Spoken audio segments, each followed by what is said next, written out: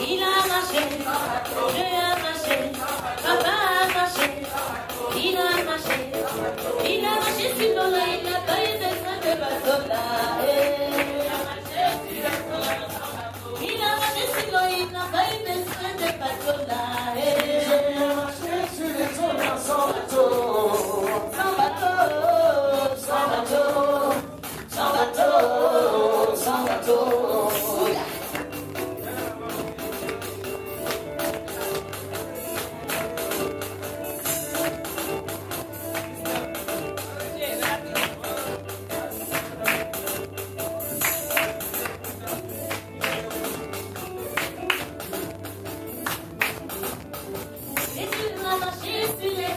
Sans bateau, Jésus a marché sur les eaux là sans bateau. Jésus a marché sur les eaux là sans bateau. Jésus a marché sur les eaux là sans bateau. Il a marché sans bateau. Il a marché sans bateau. Il a marché sans bateau. Il a marché sans bateau. Il a marché sur l'eau là, il n'a pas eu besoin de bateau là.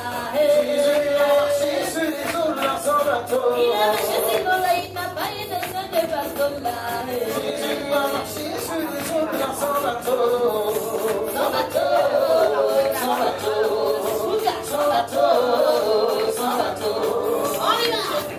On danse la danse de Jésus.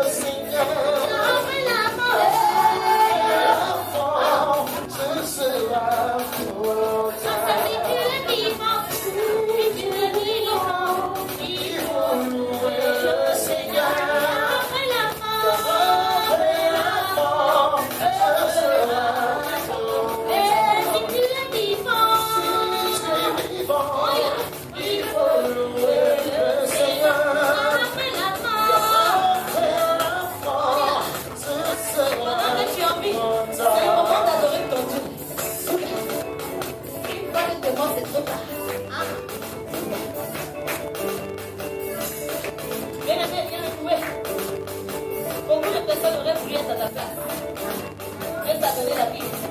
Alors non, c'est ça.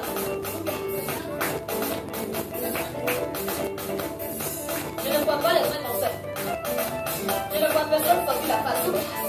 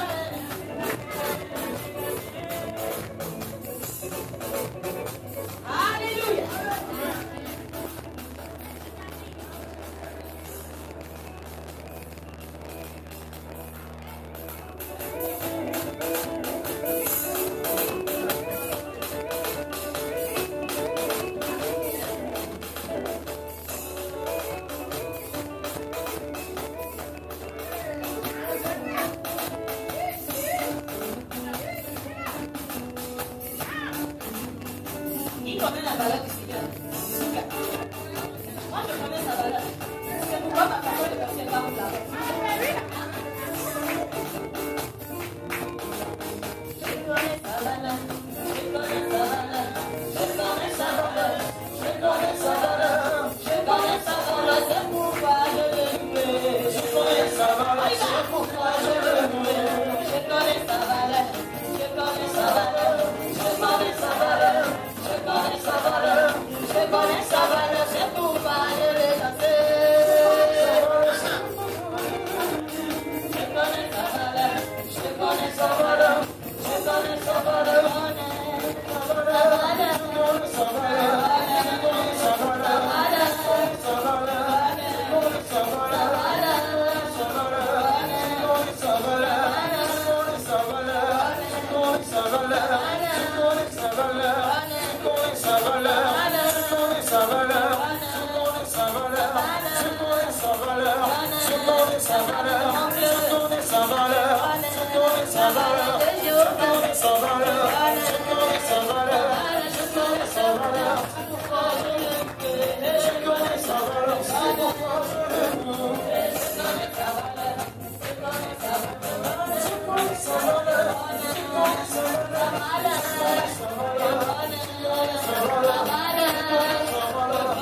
sa valeur. Je connais sa valeur. Vous allez rester sur 1 Thessaloniciens chapitre 4. Nous allons lire du verset 1 au verset 12. Alléluia. 1 Thessaloniciens chapitre 4. Verset 1 au verset 12.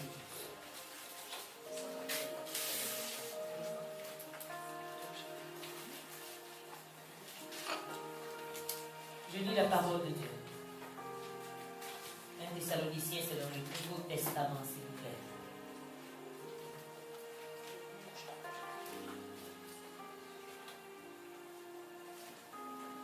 Je lis la parole de Dieu. 1 Thessaloniciens, chapitre 4, verset 1 au verset 12. Au reste, frères, puisque vous avez appris de nous comment vous devez vous conduire et plaire à Dieu, et que c'est là ce que vous faites, nous vous prions et nous vous conjurons au nom du Seigneur Jésus de marcher à cet égard de progrès en progrès. Quelqu'un peut dire Amen. Vous savez en effet quel précepte nous vous avons donné de la part du Seigneur Jésus. Ce que Dieu veut, c'est votre sanctification. Dis que ce que Dieu veut, c'est ma sanctification. C'est que vous vous absteniez de l'impudicité, c'est que je m'abstienne de l'impudicité. C'est que chacun de vous sache posséder son corps dans la sainteté et l'honnêteté. Dit que je dois posséder mon corps dans la sainteté et l'honnêteté. Je continue la lecture. Sans vous livrer à une convoitise passionnée, comme font les païens qui ne connaissent pas Dieu. Dis avec moi, il doit y avoir une différence entre ceux qui ne connaissent pas Dieu et moi à partir d'aujourd'hui.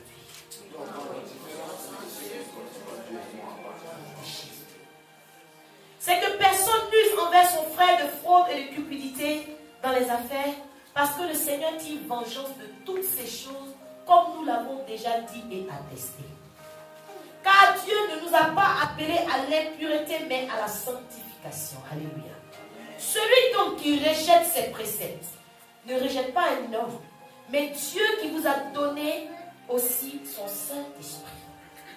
Pour ce qui est de l'amour fraternel, nous en avons parlé déjà la semaine passée. Vous n'avez pas besoin qu'on vous en écrive, parce qu'on vous a déjà prêché sur ça. Dis Amen avec vous. Car vous avez vous-même appris de Dieu à vous aimer les uns les autres. Et c'est aussi ce que vous faites envers tous les frères de la Macédoine entière. Je pense qu'envers tous les frères ici, vous apprenez en ce moment à vous aimer les uns les autres. Je crois que je dis vrai. Amen. Mais nous vous exhortons, frères, à abonder toujours plus dans cet amour et à mettre votre honneur. Bien aimé, écoute bien ce que je suis en train de te dire. C'est vrai, tu as l'amour fraternel. Mais aujourd'hui, nous t'exhortons à abonder toujours dans cet amour et à mettre ton honneur à vivre tranquille. Dis, je dois vivre tranquille. Je dois vivre tranquille. À vous occuper de vos propres affaires. Je dois m'occuper de mes propres affaires. Je dois m'occuper de mes propres affaires. Et à travailler de vos mains. Je dois travailler de mes mains. Je continue la lecture comme nous vous l'avons recommandé, en sorte que vous vous conduisiez honnêtement envers ceux du dehors et que vous n'ayez besoin de personne. Alléluia. En sorte que vous vous conduisiez honnêtement envers ceux du dehors. Alléluia. Je ne parle même pas de ceux de l'église. Amen. Et que vous n'ayez besoin de personne. Amen. Dis à quelqu'un, rends quelqu'un heureux dans ta vie. Amen. Dis à celui qui est à côté de toi, bien aimé, avant qu'on sorte d'ici, il faut que tu prennes l'engagement de rendre quelqu'un heureux dans ta vie. Dis-lui. Alléluia. Parce qu'il y a des gens qui n'ont jamais réfléchi à la joie, au bonheur de celui qui est à côté d'eux. Alléluia. Il y a des gens tout pour eux. Si l'autre n'est pas heureux, ce n'est pas un problème. Tant que je suis heureux, j'avance. Alléluia. Mais aujourd'hui, tu dois prendre l'initiative de rendre quelqu'un heureux. Alléluia. Amen. Alors, bien aimé, qu'est-ce qui peut rendre quelqu'un heureux à ton avis? Tu as la parole. Selon toi, si tu prends cette initiative aujourd'hui, on a dit que tu aimes ton prochain, d'accord? L'amour fraternel est là. Mais on te dit qu'au sortir de ce lieu, tu dois faire tout ton possible pour rendre quelqu'un heureux. Alors, j'ai besoin de savoir, mais qu'est-ce que je peux faire pour rendre quelqu'un heureux? Amen. Selon vous, qu'est-ce qu'on peut faire pour rendre quelqu'un heureux? Vous avez la parole. À ton avis, qu'est-ce qu'on pourra te faire qui va te rendre heureux? Dis-moi. Si quelqu'un est disposé pour toi, mais il peut être disposé pour toi et puis c'est hypocrite. Alléluia. Quelqu'un peut te faire un cadeau juste parce qu'il a envie de te faire plaisir, mais dans son cœur, il ne le sent pas.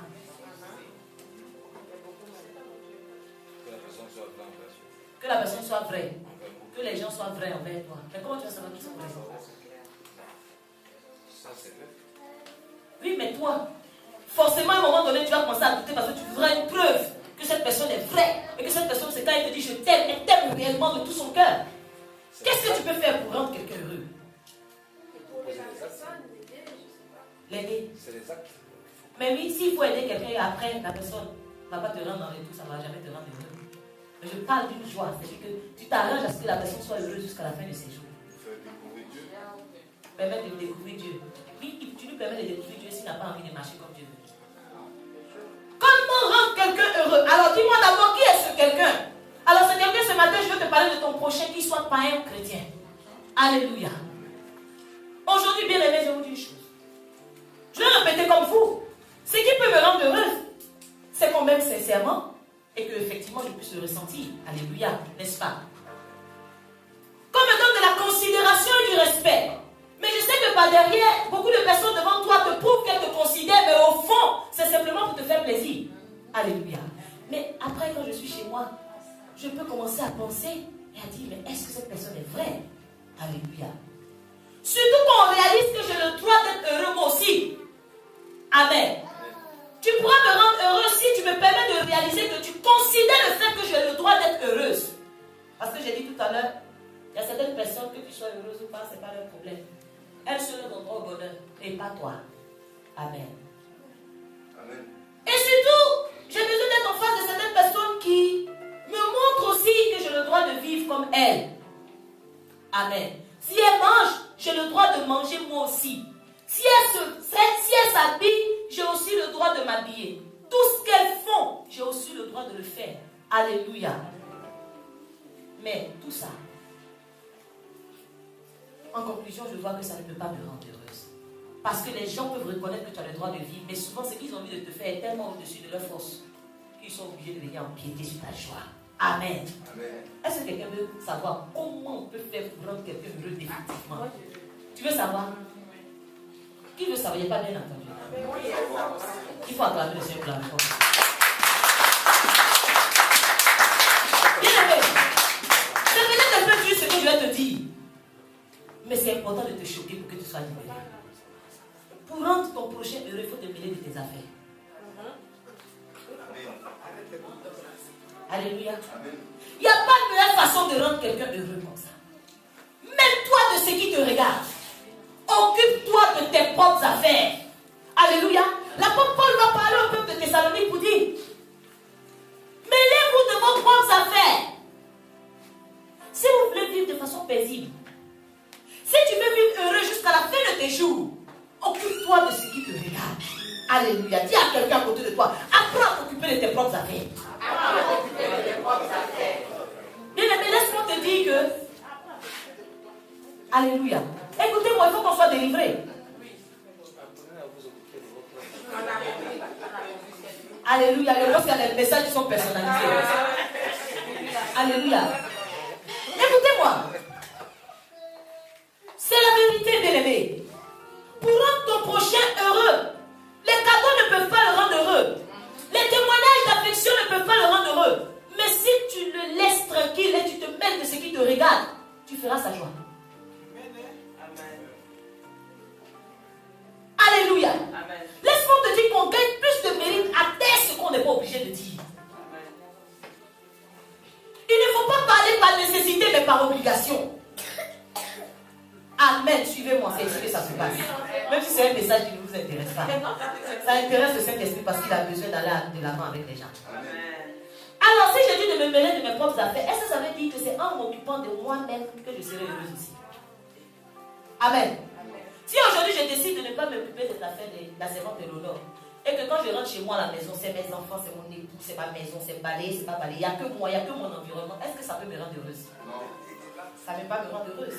Laissez-moi vous dire que Jésus même a dit tranquillement à quelqu'un: alléluia, j'aime trop les noces de Canaan parce qu'il y a beaucoup de révélations là-dedans. Lorsque la maman de Jésus est venue aux noces de Canaan pour dire: mais le vin est fini, Jésus dit: à quoi toi et moi? C'est une façon de dire: occupe-toi de tes affaires. Mais gentiment, parce qu'il était respectueux. Il dit: qu'y a-t-il entre toi et moi? C'est un peu: mais occupe-toi de ce qui te regarde. Le vin est fini, ça ne te regarde pas. Parce que je sais que le vin est fini. Amen. Aujourd'hui, vous savez, monsieur me montrait une image. On se mêle des affaires des autres au point même de venir devant le Seigneur, de continuer à parler des affaires des autres au lieu de parler de pour nous. Alléluia. Amen. Le chrétien arrive devant le Seigneur au pied de la croix. Seigneur, tu peux dire: oh Père, regarde la situation de ma soeur. Dépose-la là-bas, bien-aimé. Mais tous les détails, ce n'est pas ton problème. Seigneur, regarde, il paraît qu'il y a un homme de Dieu qui a chuté, Père. Je dis: il faut ouvrir le ciel comme autant de colère sa groupe et que ça les engloutisse, Père. On va même avec l'esprit de condamnation devant le trône. Il ne faut pas ouvrir les yeux, les chrétiens font ça. Père, ce qu'elle m'a fait, démontre-lui que tu es avec moi. Mais la personne qui t'a fait social avec Dieu. Alléluia. Quand Jésus a dit à sa mère: mon heure n'est pas encore venue. Alléluia. Mon heure n'est pas encore venue, ça signifie quoi? C'était la preuve qu'il savait ce qu'il avait à faire. Alléluia. Je ne peux pas dire que l'heure de mon train est retardée sans savoir ce quel train il doit prendre, n'est-ce pas?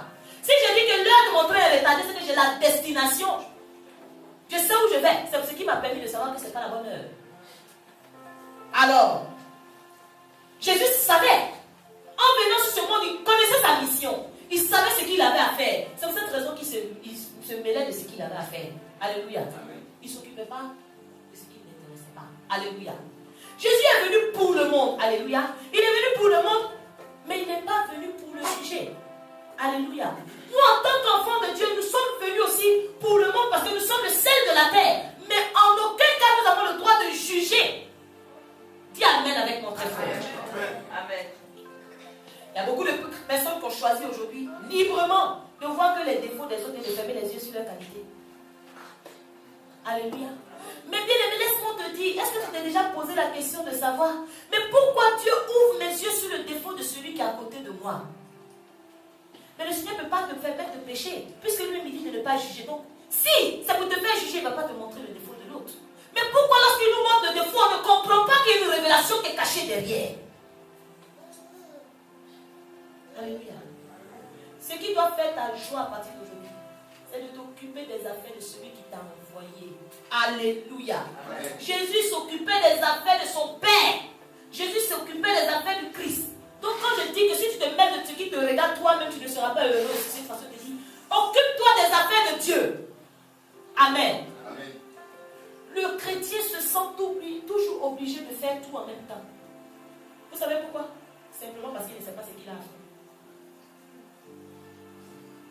Amen. Celui qui rentre dans la maison de quelqu'un, il veut balayer en même temps lui seul, il veut repasser les habits, il veut préparer en même temps. C'est quelqu'un, il s'est levé le matin, il ne savait pas ce qu'il fallait faire. Donc il va dans tous les sens. Il va dans tous les sens comme l'histoire de Marthe et de Marie. Alléluia. La Bible déclare que Marthe était occupée à divers soins domestiques. On ne dit même pas qu'elle était en train de faire la vaisselle seulement, on dit divers soins domestiques. Elle seule faisait 36 000 choses en même temps. Alors, sa soeur a regardé comme ça, s'est dit tout. Moi je sais qu'aller m'asseoir au pied du maître de Dieu. Alléluia. Voilà qu'elle-même va se rendre malheureuse. Alléluia. On ne t'a pas envoyé. Tu te mêles de la vie des autres. Ça rend malheureux, bien-aimé. Trop s'occuper de ce qui ne nous regarde pas, ça nous rend malheureux. Et on rend l'autre malheureux parce que Marie, la Bible déclare que Marie est partie s'asseoir au pied du maître. Et voilà qu'elle va venir la rendre malheureuse en disant, appelle-la là où elle est assise, elle est trop contente là où elle est. Demande-lui de venir m'aider. Elle est venue cacher la joie de sa soeur. Tiens.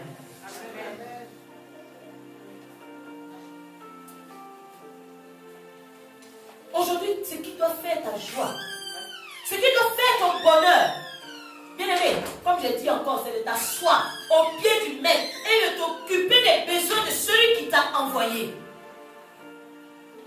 Alléluia.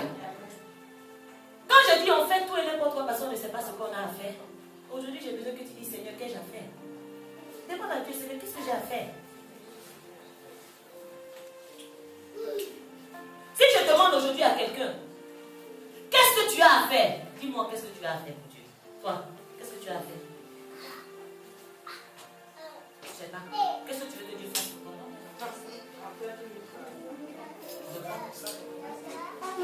Alléluia. Qu'est-ce que tu veux que Dieu fasse pour toi? Qui te montre ce que tu as à faire? Ah. C'est plus facile pour nous de dire ce qu'on veut que Dieu fasse pour nous. Mais ce qu'on a à faire est trop compliqué parce qu'on ne sait pas ce qu'on a à faire. Alléluia.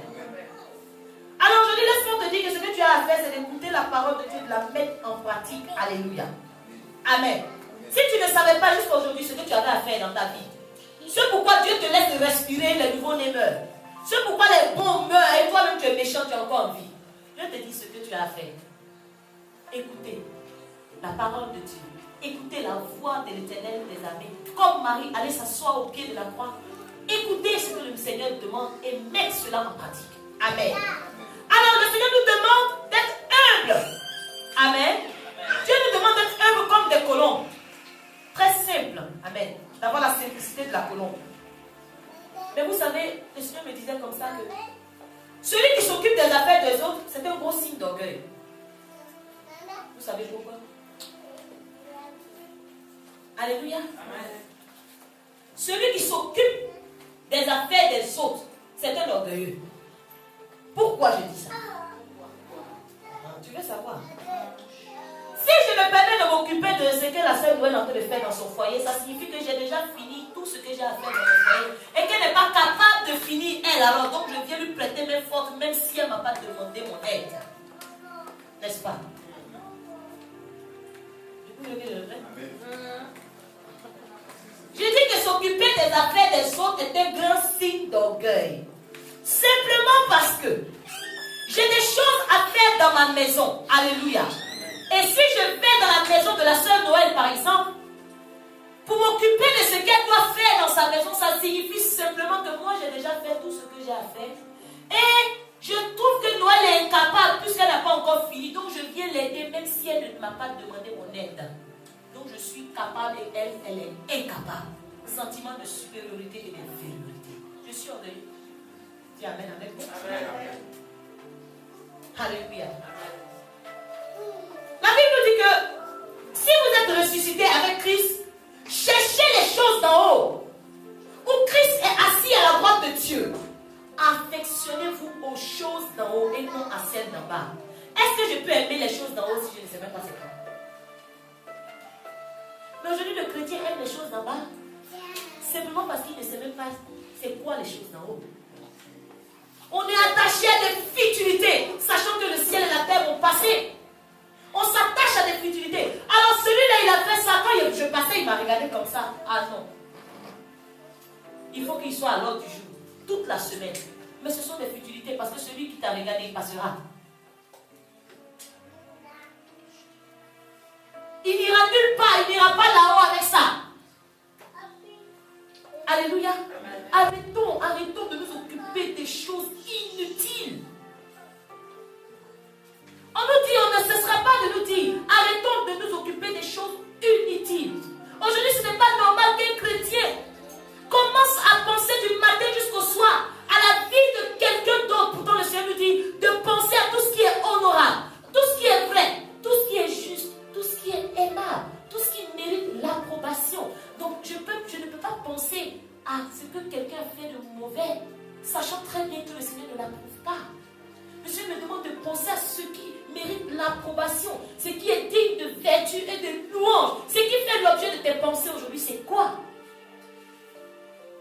On ne sait même pas souvent à quoi penser, bien aimé. On est obligé de penser que les autres pensent à nous. Alléluia. Comment tu peux t'asseoir chez toi et imaginer que je me suis réveillé le matin et je commence à penser à toi? Non, mais il faut faire ça. Je vais être sur ma couche et je ne vais pas penser à ma situation et je vais penser à ce qu'une soeur m'a fait. Ça veut dire que je ne sais pas à quoi penser. Est-ce que quelqu'un me comprend?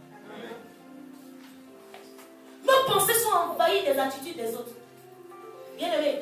Et quand on est en face d'une situation où on doit maintenant penser à nous-mêmes, on a du mal parce qu'on a fini de penser aux autres. On n'a plus de pensée. Les pensées sont terminées de notre esprit. Alléluia. Arrête de t'asseoir chez toi et d'être certain que si on ne t'a pas appelé ou si celui-là n'a pas fait ça, c'est parce qu'il ne t'aime pas. Tu es devenu maintenant un sorcier, tu penses à la place des autres. Laisse-moi te dire ce que je pense. Mais si je te dis, tu peux lire de mes pensées. La façon dont aujourd'hui elle devait m'appeler, elle ne m'a pas appelé. Ça veut dire qu'elle ne m'aime pas. Qui t'a dit cela? Tu lis dans mes pensées, tu ne sais pas qu'il faut penser. Bien aimé, aujourd'hui, prends un billet, te dis ce à quoi il faut penser. Il faut penser à ce qui est vrai. Écris, tu dois penser à ce qui est vrai. Si les pensées t'échappent souvent, dis que je dois penser à ce qui est vrai. C'est la parole de Dieu qui est vraie. Alors que l'évangile soit en train de circuler dans ton esprit matin, midi, soir. Ça au moins ça m'en va. Pense à ce qui est honorable, s'il te plaît. Apprends à penser à ce qui est juste. Pense à ce qui est aimable. Apprends à penser à ce qui mérite l'approbation de Dieu.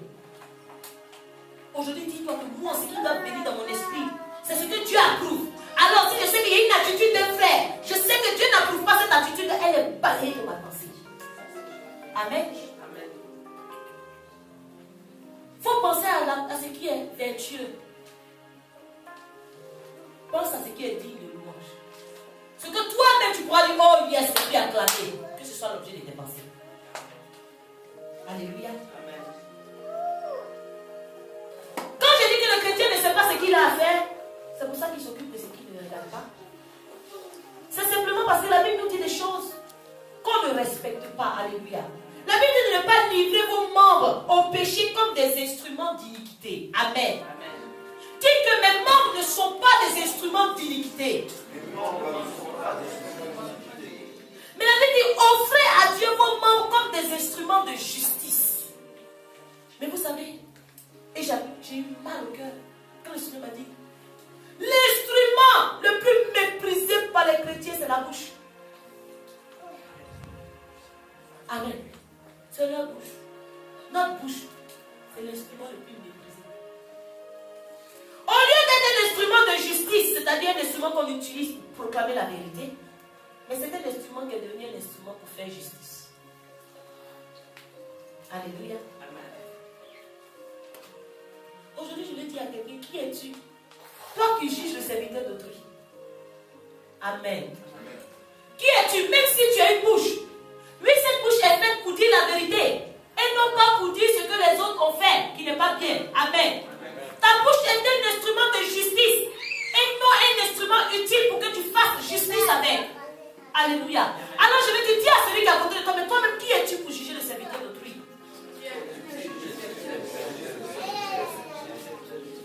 Alors la Bible nous dit que, alléluia, qui es-tu pour juger le serviteur d'autrui?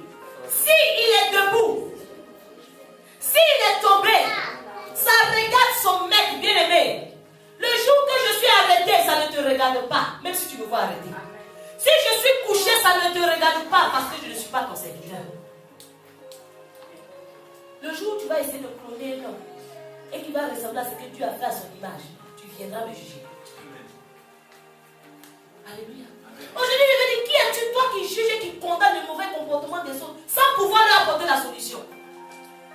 Est-ce que quelque part le jugement est mauvais? Non. Parce que même Jésus, quand il vient, il te dit, oui, il ne faut pas pécher, ça veut dire quelque part, c'est une sorte de jugement. Mais par derrière, il te dit qu'il y a son sang, il t'apporte la solution.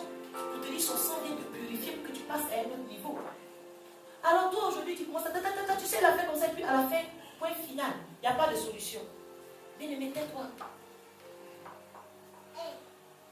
Tais-toi. Aujourd'hui, on a l'impression que le chrétien cherche constamment l'erreur. Lorsqu'il regarde son prochain, il regarde avec des yeux qui détectent seulement les erreurs et non les qualités. Il faut qu'on soit délivré, bien. C'est pas normal que tu regardes quelqu'un et que tu vois seulement les erreurs dans la personne. Alléluia.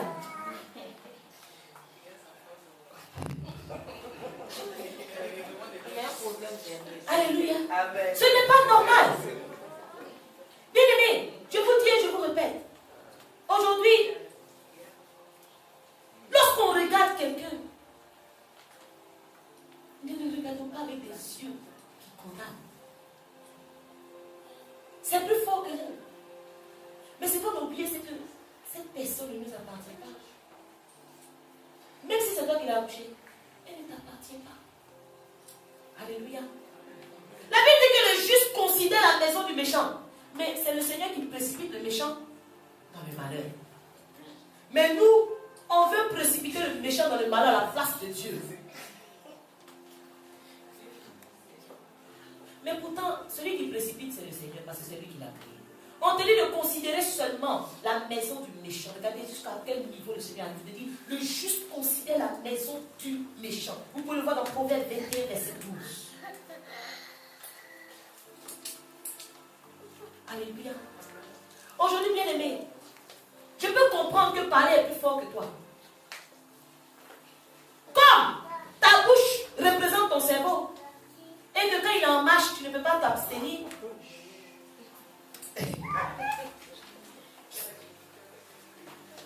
Alléluia. Parce que c'est là-bas. Tout commence là dans le cerveau et il est obligé de diffuser partout. Maintenant, ta bouche a pris le rôle du cerveau, donc elle est obligée de diffuser. Elle n'a pas le choix. Amen. Alors, si tu parles simplement parce que tu as envie de parler, laisse-moi te dire qu'à partir d'aujourd'hui, il faut que tu saches qu'il y a de quoi dire sur toi-même. Il y a tellement de choses à dire sur toi. Si tu veux, tu me vois. Après, je te donne une liste de ce que je vois sur toi. Si tu n'es pas capable de voir. Oui, parce que je vous dis que celui qui est assis, c'est mieux danser que celui qui est sur la piste. Alléluia. Enlève d'abord la poudre qu'il y a dans tes yeux, s'il te plaît. Il y a de quoi faire un sac avec la poudre qu'il y a dans tes yeux.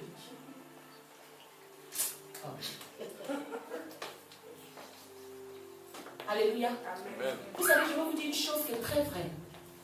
En général, remarquez, vous qui sont là, les personnes qui portent des jugements sur autrui, en règle générale, ce qu'elles disent, quand tu fouilles bien, c'est les attitudes qu'elles ont à l'intérieur d'elles-mêmes, dont elles veulent se débarrasser, elles ont du mal à s'en débarrasser, alors le projeter sur les autres, c'est la meilleure façon de croire qu'elles se sont débarrassées de ça. Vous comprenez? En général, celui qui est toujours en train de trouver que celle n'est pas bien, ce qu'elle fait, c'est pas bien. Au fond d'elle, c'est elle-même, elle se retrouve dans la personne. Et elle a envie que ça ne soit plus en elle. Donc, il faut qu'elle mette tout sur quelqu'un d'autre, pensant qu'elle est libérée. Mais bien, mais non. Celui qui est en face de toi, il est ton miroir et tu ne pourras pas casser ce miroir. Il est ton miroir, il restera ton miroir. Alléluia. Aujourd'hui, la curiosité. Il faut dire, Seigneur, délivre-moi de la curiosité.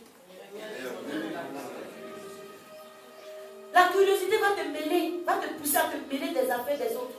La curiosité aujourd'hui va venir voler ta joie. Quelque chose est là. Tu n'es pas obligé de faire ça. Mais c'est plus fort que toi. Amen. Pendant que tu passais, regardez une image qui est toute simple. Il y a peut-être un portable à côté de toi, peut-être un portable de ton époux. Tu viens d'apprendre une bonne nouvelle. Tu es contente, alléluia. Et tu es en train de prendre ton chemin et le portable est sur la droite. Alléluia. Tu peux aller annoncer la bonne nouvelle, mais que je te dis, s'il te plaît, touche un peu le portable à côté de toi. Et voilà que ta joie est débordante, tu es en train de partir, non, tu fais un demi-tour. La curiosité te dit, s'il te plaît, regarde le portable, entre dans les messages. Finis de lire, c'est fini, ça tu es ta joie.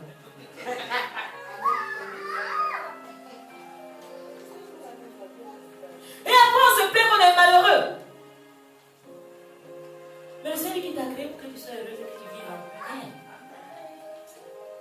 C'est toi-même, sur ton chemin. Tu ramasses tout ce qui peut contribuer à ton malheur pour continuer ta route. L'image que je donnais est très simple. Tu t'es levé le matin, tu es content, tu as envie de faire à manger pour que tout le monde mange aujourd'hui. Oh! Et il y a un coup de fil qui passe. C'est pas ton portable, laisse sonner.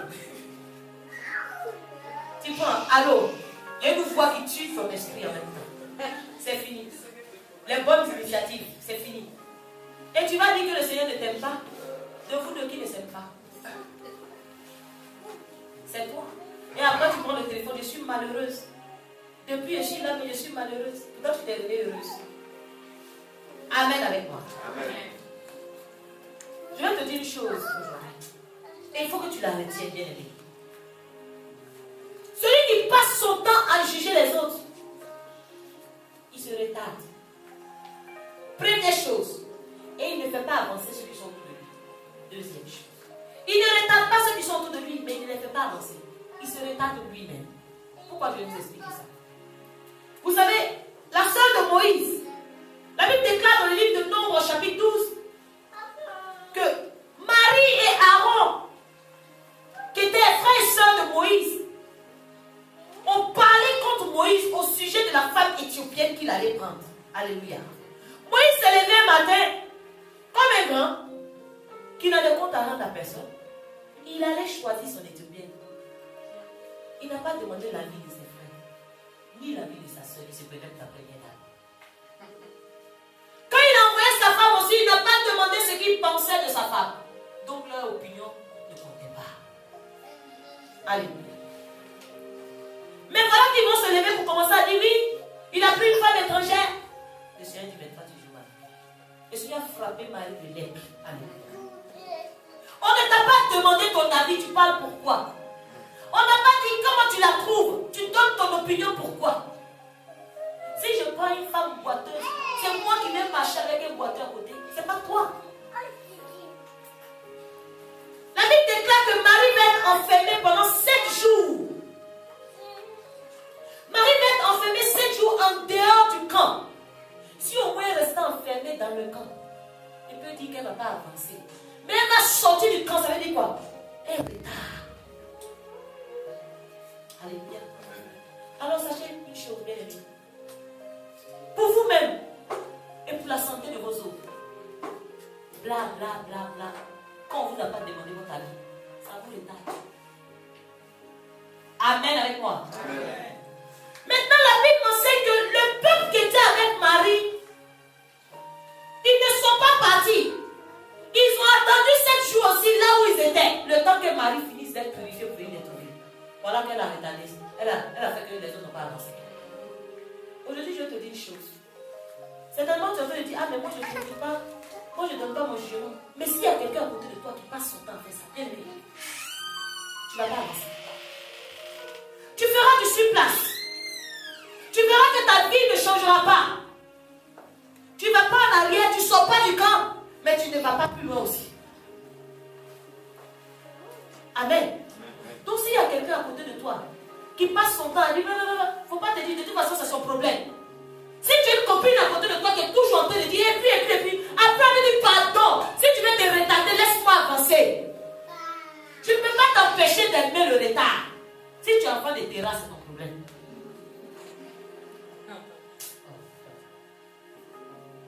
Mais si tu n'as pas envie d'être à l'heure, moi j'ai envie d'avancer. Donc c'est que tu entends là derrière moi, tais-toi. Sinon tu changes de position. Soyez capable d'alimenter pas ça. Il y en a qui disent de toute façon la parole, moi je l'ai écouté seulement. Hé, bien aimé, celui qui écoute, celui qui parle, chacun pour lui. Je vous ai dit, celui qui parle, il est retardé. Celui qui écoute, il n'avance pas. Dans tous les cas de figure, il y a un mouvement de stagnation là. Alléluia. Aujourd'hui, je vais dire à quelqu'un, bien aimé, quand je me suis levée par exemple le matin et que j'ai décidé de porter une tunique verte, je ne t'ai pas appelé pour te dire aujourd'hui est-ce que je peux mettre la tunique verte. Amen. Donc si j'arrive sur la chaîne, même si la tunique n'est pas belle, garde ça pour toi. Tu n'as pas compris que ton avis n'est pas important, sinon je t'aurais appelé. Et tu dois avoir honte, tu dois te cacher parce qu'on ne t'a pas consulté. Amen. Amen. Si je mets une robe rouge, que la robe n'est pas belle, bien aimée, attends que je te demande comment tu la trouves. Mais si je ne t'ai pas demandé ton avis, c'est parce que simplement j'ai constaté que tu n'as pas de goût. Amen.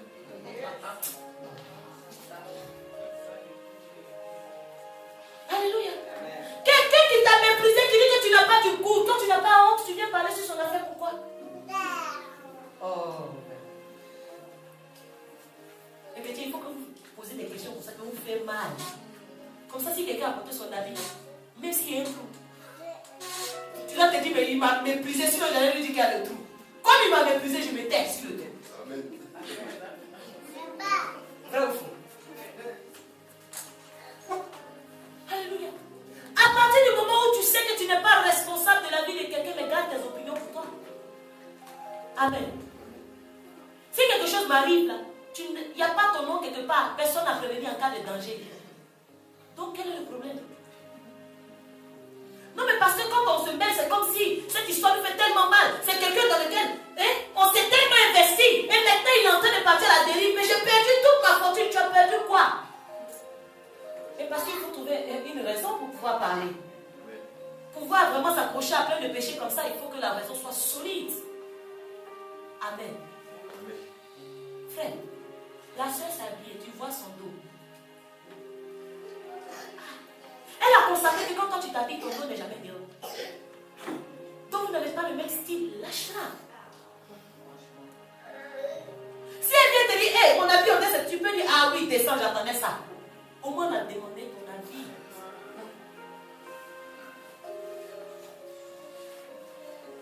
Quand tu n'es pas le responsable de la vie de quelqu'un, pardon, comme je dis, il faut garder tes opinions. Parce que tes opinions te seront très utiles quand il s'agira de faire tes choix personnels.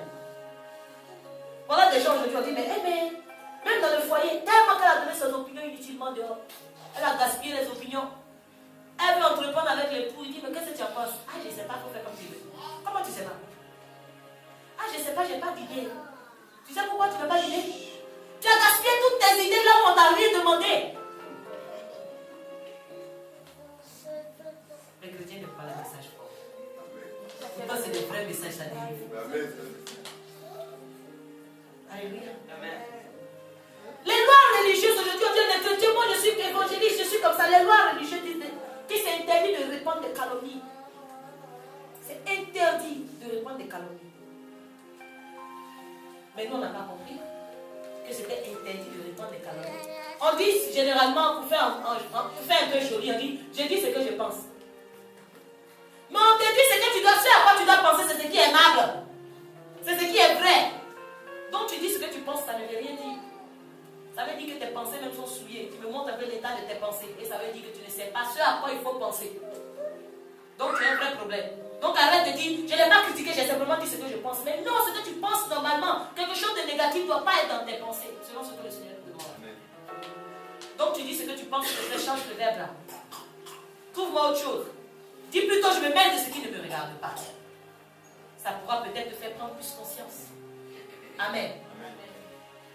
La Bible dit que quand les justes sont heureux, la ville est dans la joie. Amen. Quand les justes sont heureux, la ville est dans la joie. Et où il y a la joie, il y a la paix, il y a la tranquillité, et puis Dieu bénit. Ça veut dire quoi? Si aujourd'hui, nous qui faisons partie de l'assemblée des justes, selon ce que la parole de Dieu nous demande, si nous sommes heureux, ça veut dire quoi?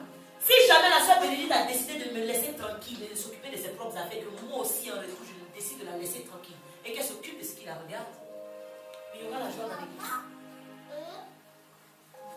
Il y aura la joie dans l'église. Et pourquoi vous ne voulez pas que le Seigneur fasse descendre vraiment sa gloire là où il y a la joie? On comprend pourquoi on n'est pas béni.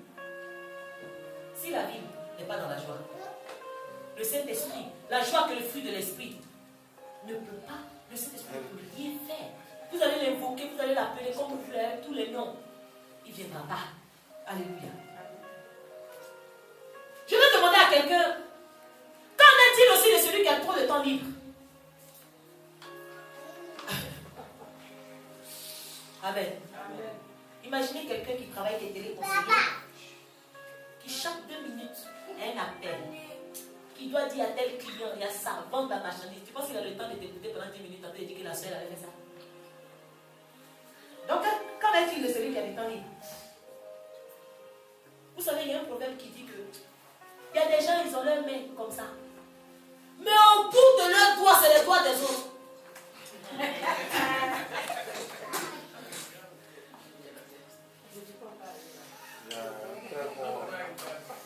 Il y a une très bonne citation sur ça. Très belle citation de Voltaire sur ça. Amen. C'est sur le travail. Il dit que le travail nous éloigne du vice, de l'ennui et du besoin. Alléluia. Amen. Vous avez compris? Voltaire dit le travail nous éloigne du vice, de l'ennui et du besoin. Lui-même, il n'est même pas chrétien, il dit ça. Il a compris. Mais je dis, voilà la main de quelqu'un. Mais regardez bien. Votre main, là, vous reconnaissez votre main. Mais c'est les doigts des autres qui sont au bout. Regardez bien. Pourquoi je dis que ce sont les doigts des autres qui sont au bout? Simplement parce qu'il faut que les autres aillent travailler pour que tu manges. Dans ta main. Alléluia.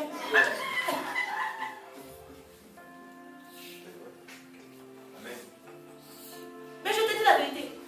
Tes 2 mains sont là. Mais les 10 doigts, au bout, les doigts sont là. Mais là, à partir des ongles, c'est pour quelqu'un d'autre. Parce que c'est ce qui va agripper. Mais il faut que les doigts de quelqu'un d'autre agrippent. Que toi, tu envoies ça à ta bouche. Parce que c'est trop compliqué pour toi.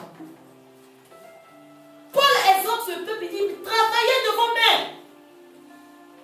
Jésus même, il travaillait parce qu'il a dit que tandis qu'il fait encore jour, il faut que je fasse l'œuvre de celui qui m'a envoyé. Parce que la nuit vient où personne ne peut travailler. Donc ça veut dire qu'il travaillait.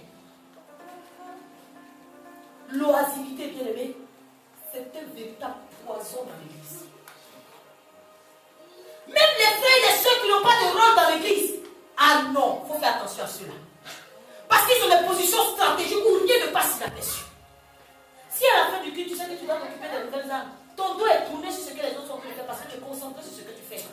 C'est les autres qui vont te dire, mais tu n'as pas vu l'autre. Oh non, je n'ai pas entendu parce que je m'occupe de ça. Mais l'oisiveté dans la maison du Seigneur, c'est un poison. Un véritable poison. C'est pire qu'une bombe que quelqu'un va venir faire éclater ici. C'est une bombe qui éclate en douceur. Le temps de s'en rendre compte, tout le monde est évanoui. Elle n'a pas fait du bruit, mais ça nous a tués tous. Vous savez, Paul va dire à Timothée, il dit, Timothée, tu sais, quand une veuve a moins de 60 ans, s'il te plaît, il ne faut pas l'enrôler. Il faut la laisser aller se remarier. Parce que sinon, quand la volupté commence à monter, elle commence à ressentir des sensations, elle a envie de se marier. Alors, avant que ce mari arrive, elle devient oisive. Alléluia. Elle se promène de maison en maison. Et ce sont des causeuses et des intrigantes. Elle dit ce qu'il ne faut pas dire.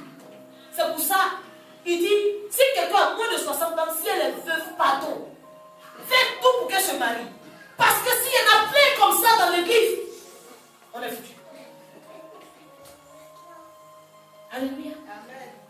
Alors je vais dire aussi que c'est ça. Il faut qu'on prie aujourd'hui pour le célibat chronique. Parce que quand il y a le célibat chronique dans une assemblée,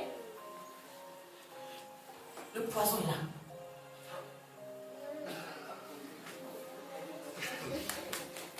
C'est la vérité. Parce que celles qui sont mariées déjà, elles sont sur la défensive.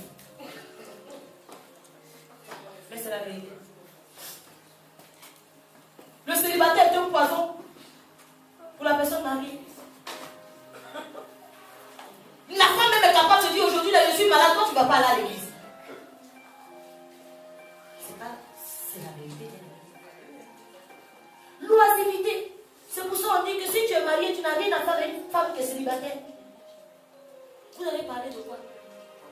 Vous n'avez pas les mêmes préoccupations. Parce que pendant qu'elle t'appelle, tu es obligé de mettre le téléphone comme ça parce que tu fais à manger pour ton mari. Elle est couchée en train de faire ses ongles quelque part. Elle a pris un céréal, elle n'a pas de compte à rendre à quelqu'un.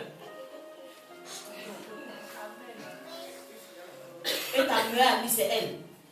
Donc ne t'inquiète pas que tu sois 2 fois plus oisif même que quelqu'un qui a de quoi faire. Alléluia. Paresseux. Quand tu es dans l'église, jusqu'à toi, tu vas rester couché. La Bible dit, va faire les fourmis. Regarde comment les fourmis sont. Les remettre qu'elles font pour amasser, pour garder. La Bible dit que le paresseux, il va rôtir son gibier. Et il va avoir trop la paresse d'envoyer ça à sa bouche. C'est trop lourd. Mettre dans sa bouche. Pourtant, c'est déjà rôti. La fainéantise, bien aimé, laisse-moi te dire aujourd'hui, arrêtez de dire que oui, la pauvreté est un lien de famille. La fainéantise, ça attire la pauvreté sur les gens. Parce que la Bible dit qu'un peut s'asseoir pour paresser, un peut s'asseoir pour tourner les pouces, et puis la pauvreté vient te surprendre. La pauvreté surprend, bien aimé.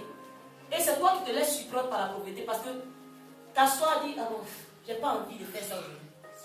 Ne te donne pas. Que demain, tu passes à la télé, on dit esprit de pauvreté. Tu dis, mais tout le monde est riche dans ma famille. Oui, mais toi seul, l'esprit est aimé.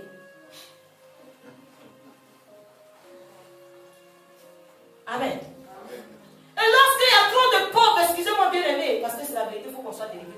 Lorsqu'il y a trop de pauvres dans une assemblée, c'est une malédiction. C'est la vérité. Pourquoi c'est une malédiction? Laissez-moi vous dire. Vous n'aimez pas entendre les choses. Amen. Dieu dit qu'on va être prospère. Mais si le peu que j'ai gardé pour faire mon capital, pour m'emmener dans la prospérité, il y a 3-4 paumés à côté de moi à qui je dois le donner tout le temps. Mais je suis maudit.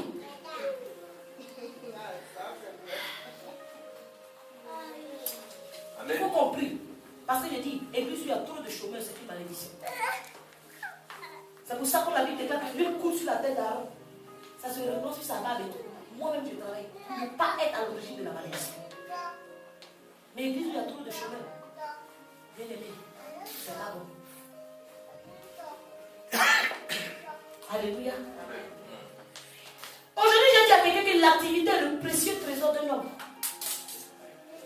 L'activité est le précieux trésor d'un homme. Bien aimé. Arrêtons de s'asseoir volontairement. Dis que non, je ne peux pas, il faut que non, là je ne peux pas. Les enfants sont à bas âge, là je ne peux pas. Il y a des crèches ici où on a laissé les enfants à 2 mois et demi. Allez travailler parce que ça rend. Tu peux être sorcier pour ça. C'est la vérité. Le sorcier c'est qui? C'est pas celui qui va venir te bouffer la vie. Le sorcier c'est celui qui est comme ton avancement. Ton amie a acheté un nouveau sac. Elle a travaillé, tu as oublié que tu t'es couché quand elle partait travailler. Et ton seul souci, comment elle va faire pour mourir pour que toi tu prennes le sac? Et c'est la sorcellerie. Amen. Quand elle a le sac, tu dis si elle pouvait tomber, même le sac va se salir. C'est la sorcellerie. Bien aimé, aller travailler. S'il faut déposer les enfants, ou je ne sais pas, les maris dans des crèches, bien dans des comment on appelle ça, des lieux de repos. On va prier pour que Dieu puisse faire ça. Mais aller travailler parce que ne pas travailler, c'est pas bon, ça peut rendre quelqu'un fou. Amen. Et il y a ce syndrome-là dans ce pays ici, où tout est fait pour qu'on soit maudit. Non, madame, si vous restez à la maison avec vos 4 enfants ou 5, la location fait le prix de celui qui se lève à 5 h du matin. Vas-y, mais très très bien. Rentre dans ça, le système. Je dis d'éviter de manger gratuitement. Vous qui aimez manger gratuitement, arrêtez. Alléluia. J'ai pour habitude de dire qu'il n'y a pas plus censure que les chrétiens. Je vous dis la vérité. La censure, la Bible déclare que la censure a 2 filles. L'un d'eux, non, c'est donne. Donne et donne. Les 2 filles de la censure. Jamais tiens. Toujours donne. Amen. Même au niveau de l'évangile encore. Le chrétien est en mode réception. Il faut que quelqu'un se fatigue à l'arrière-plan. Lui donner. Lui veut manger gratuitement. Mais non. Même cette méditation quotidienne, vous êtes encore dessus. Personne ne se prépare pour dire que ça va venir en complément. Non, si ce n'est pas arrivé, nous on ne mange pas. Vous mangez gratuitement, pourquoi? Jusqu'à quand? Mettez la main en œuvre. Alléluia. Mettons la main en œuvre. Alléluia. L'apôtre Paul dit que lui, il peut taper sa poitrine pour dire ici, je n'étais à charge de personne, non par orgueil, mais parce que quand tu es à la charge de quelqu'un, tu ne dit la vérité à la personne. Alléluia. Imaginez un peu, c'est un frère qui a, je n'ai pas les papiers, c'est un frère qui a pris la caution de la salle et tout. Je sais que le frère même il est dans l'adultère. Il a 3 maîtresses dans l'église. Bien aimé, j'ai prêché sur tout sauf l'adultère. S'il est frustré, si ça va le faire comment? Alléluia.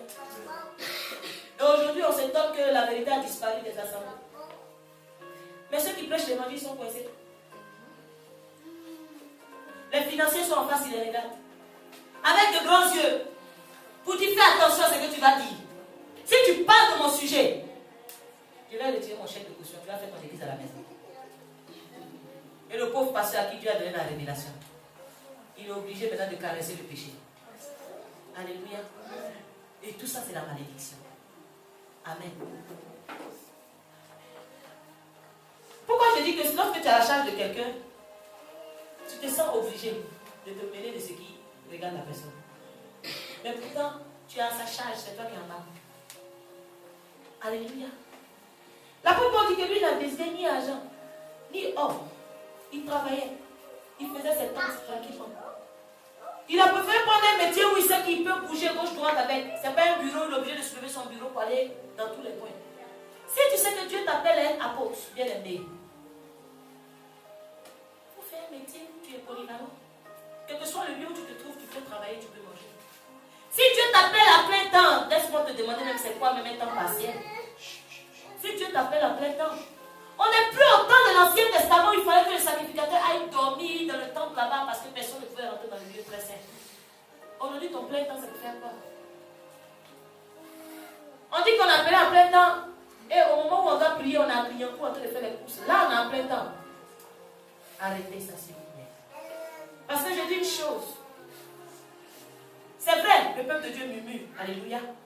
C'est vrai, le peuple de Dieu parle. Mais nous aussi qui servons le Seigneur, on peut empêcher que le peuple parle. Et c'est ce que l'apôtre Paul voulait éviter. Il a dit, je n'étais à charge de personne. Je ne vous ai demandé ni or ni argent. J'ai travaillé de mes propres mains.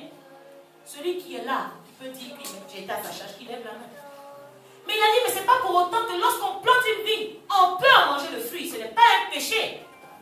Si aujourd'hui j'ai dit, je me suis investi sur tel ou tel seul, ce n'est pas un péché que je réclame que le frère me donne quelque chose dans le tout. Parce que je me suis investi. Mais il dit que pour des personnes qui sont faibles dans la foi, ça peut être un problème, ça peut les casser. Donc il ne fait pas ça. Nous ne sommes pas en train de dire que si quelqu'un décide que c'est mon peuple qui va me nourrir, il a péché. Non. Mais il peut éviter que le peuple murmure. Parce qu'aujourd'hui, qu'est-ce qui fait murmurer le peuple que nous avons vu partout? Ce qui fait murmurer le peuple, c'est que le peuple se plaint que les serviteurs de Dieu ne travaillent pas. Mais ils ont tout ce que nous qui travaillons, on n'a pas. Alléluia. Celui même qui ne travaille pas, souvent, toi-même, tu es obligé de demander l'heure à ton voisin à côté. Mais la montre qu'il a sur sa main, c'est un or. Tu es obligé de travailler pendant des années pour te l'acheter. La voiture qu'il a garée là-bas, toi, tu travailles depuis 20 ans. Il a eu la voiture en 2 jours. Tu vas travailler toute ta vie pour construire une maison, mais il est arrivé en France, le pays où les euros tuent les prophètes. L'année qui suit, il a construit une bâtisse de 20 millions. Vous ne voulez pas que le peuple murmure pourquoi? Ce ne sont pas des poids. Alléluia. Jésus est venu, il avait sa sainte tunique qu'il a portée. Vous pensez qu'il ne peut pas se coudre? Vous avez vu les femmes qui étaient autour de lui? Les femmes influentes. Les Suzannes étaient les femmes influentes. Mais il est resté sec. Alléluia. Amen. Donc même si tu me regardes, même si tu es assis là, tu me regardes en face, que tu me regardes dans la télé, je te dis au nom de Jésus, va travailler. Alléluia. Va travailler pour être libre de prêcher l'évangile. Va travailler pour pouvoir dire la vérité librement. C'est important. Parce que lorsque la vérité est là, qu'on doit la détourner, ça fait très mal peur. Si Dieu t'appelle à plein temps, bien aimé, il va te donner le temps aussi de pouvoir mettre de côté pour faire des affaires. Que tu sois un serviteur de Dieu, un homme d'affaires en même temps. Amen. Aujourd'hui, je vais donner simplement un conseil. On dit que celui qui ne travaille pas, il est obligé d'être malhonnête parce qu'il doit survivre. Ne soyez pas étonnés que des personnes vous disent aujourd'hui, oui et demain non. Ne les jugez pas.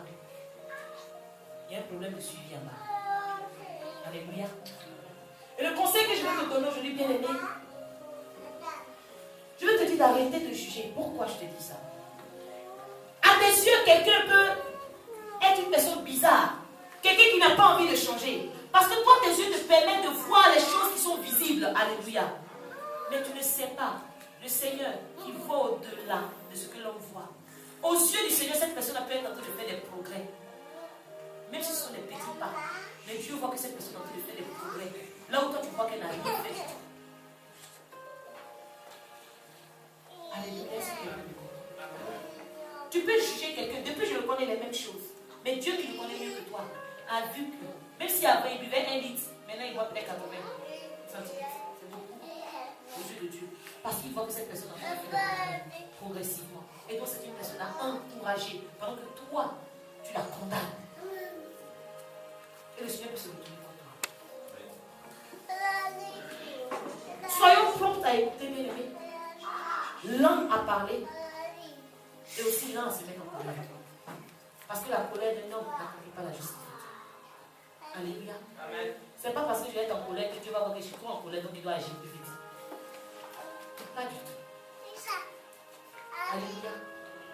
Aujourd'hui, j'ai besoin vraiment que tu dises à quelqu'un. Il faut que j'apprenne à me mêler. Dis vraiment à celui qui est à côté de toi.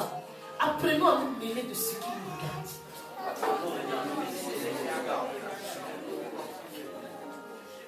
Alléluia. Cette semaine, j'ai peut-être fait rire la sœur Joël. Quand elle me parlait d'un sujet que je lui ai dit, tu sais, moi comme j'ai joué 2 fois au permis, elle dit, mais quel est le rapport? Et lui, le rapport, c'est que c'est ma vie que je me fais te dire. Elle dit, mais tu as fait une transition. Je dis, oui, oui. Je t'ai fait comprendre indirectement que ce que tu me dis, ça m'intéresse. Et à 2 reprises, elle a ramené ça sur le terrain. Et je lui ai dit la même chose aussi. Pour lui dire même des choses qui n'ont rien à voir, je lui ai dit, tu sais, j'ai perdu mon père en 99. Elle dit, mais quel est le rapport? Je te parle peut-être de quelqu'un qui a un besoin, tu me dis que ton papa est mort en 99. Elle dit oui. Elle a compris que vraiment, je n'avais pas envie de parler de ce qui ne me regardait pas. Alléluia. Si tu as du mal à dire à quelqu'un, arrête de critiquer. Lorsqu'il te dit, mais tu as vu la soeur la dernière fois, tu dis, est-ce que tu sais moi-même la dernière fois on m'a volé ta plus? Mais quel est le rapport? Quand elle pense à te dire quel est le rapport, qu'elle se souvienne que mon frère, c'est parce que je te respecte que je ne veux pas te dire que ce que tu dis ne m'intéresse pas. Mais je vais te préciser que voilà ce qui, moi-même, tu vois, je n'ai pas encore fini avec mes problèmes. Alléluia. On a envie d'avancer pour Dieu. On a envie réellement d'avancer. Amen. Amen. Donc aujourd'hui, vraiment, je vais lancer un appel. Amen. Je vais lancer un appel à ceux qui ont opté pour avoir la lèpre. Les personnes qui savent qu'elles ne peuvent pas s'empêcher de parler. Pour l'amour de ce Dieu que nous servons. Si tu es dans cette assemblée et que toi tu aimes le retard, pardon, nous on a envie d'avancer. Alléluia. C'est peut-être méchant, c'est peut-être dur, mais pour l'amour de ton frère qui a voulu toi, puisque nous avons pris l'initiative de rendre quelqu'un heureux, si tu sais que c'est plus fort que toi, il faut rester à la maison à partir d'aujourd'hui. Alléluia. Même si nous sommes à 2 ou à 3, nous allons avancer. Parce qu'on est fatigué de dire, de toute façon, ce sont les autres qui font, mais aujourd'hui on nous fait comprendre que les autres ont une influence sur nous. Comme on a pris l'initiative de rendre celui qui est à côté de nous heureux, par pitié, il n'y a même pas de clé sur la porte. Si tu sais que c'est un problème pour toi et que tu ne veux pas te faire aider, reste à la maison. Parce qu'on n'a pas le temps d'attendre quelqu'un qui a la règle. Alléluia. Quelqu'un me dit amen avec moi. Amen. Vous pouvez aller dire que les gens ne peuvent venir à l'église. C'est pour l'amour de vos frères qui sont à côté. Qui souffrent tellement qu'ils sont en train de chercher la solution. Nous tous, on cherche une solution. On a envie d'avancer. Je n'ai pas envie que tu viennes me trouver dans 10 ans et que je te dise ce que je t'ai dit il y a 10 ans en arrière. Parce qu'il y a des personnes, tu les laisses aujourd'hui. Tu les retrouves. Même le quartier n'a pas changé. Le quartier où est ton palais, tu la retrouves dans ce même quartier. Peut-être là même, elle était un F4 avant, là tu la retrouves dans ce studio. Bien aimé. Pardon, dis à celui qui est à côté de toi, pardon. Si tu sais que tu aimes le retard, moi j'ai envie d'avancer. Dis-lui, la vérité est bonne à dire, dis-lui. Vraiment, c'est avec un amour fraternel que je te le dis. Alléluia. Peut-être que vous rigolez, ça vous fait peut-être rigoler. Mais bien aimé, c'est une délivrance pour nous. Ça vous fait peut-être rigoler. Mais c'est un gros signe de délivrance. Une œuvre qui n'avance pas, c'est parce qu'il y a beaucoup de retardataires. L'avancement ne dépend pas du nombre, mais la qualité de ceux qui avancent. Si tu sais que tu ne veux pas changer, que tu sais que ce qu'on dit, au lieu de prendre ça bien, tu prends mal, reste à la maison parce que ta présence ne va pas m'empêcher de dire la vérité. Amen. Alors je suppose que celui qui rentre ici, il est prêt à entendre ce qu'il n'aime pas entendre. Amen. Amen. Que celui qui a des oreilles entende ce que dit l'Esprit. Nous allons nous lever pour prier le Seigneur.